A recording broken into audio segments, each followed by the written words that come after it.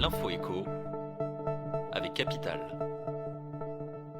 Le coup de gueule du jour est poussé par des clients de Bouygues Telecom. À partir du 6 mars, les abonnés au forfait mobile BNU 20 Go vont connaître une hausse de la facture de 2 € par mois. En contrepartie, ils bénéficieront de 10 Go de data supplémentaires pour un total de 30 Go par mois. Les abonnés du forfait BNU 40 Go connaîtront le même sort. Si de telles augmentations de prix sont courantes ces derniers temps chez les opérateurs télécoms, cette fois-ci, les clients ne pourront refuser cette modification de contrat. Selon Bouygues, contacté par Capital, la hausse s'est justifiée car ses abonnés ont bénéficié de tarifs extrêmement avantageux. Seule possibilité pour ceux qui refusent cette hausse, résilier leur contrat sans pénalité dans un délai de 4 mois. L'info pratique Capital, vous employez une garde d'enfants ou une aide à domicile, vous avez fait un don à une association, à ce titre, vous bénéficiez de réductions ou de crédits d'impôt.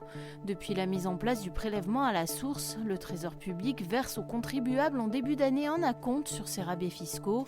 En pratique, cet acompte qui équivaut à 60% du montant total de la réduction ou du crédit d'impôt vous est versé le 15 janvier par virement bancaire. Capital vous explique ce dispositif et détaille la liste des crédits et réductions d'impôts concernés.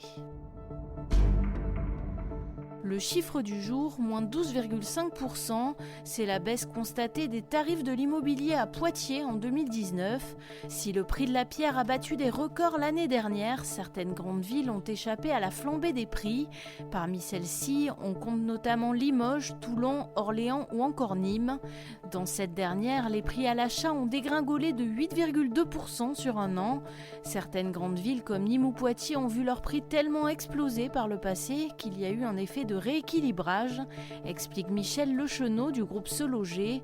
Pour cet expert, ces villes peuvent être un bon plan pour investir maintenant, car les prix vont probablement repartir à la hausse dans les années à venir. On termine avec une bonne nouvelle pour les usagers de la RATP.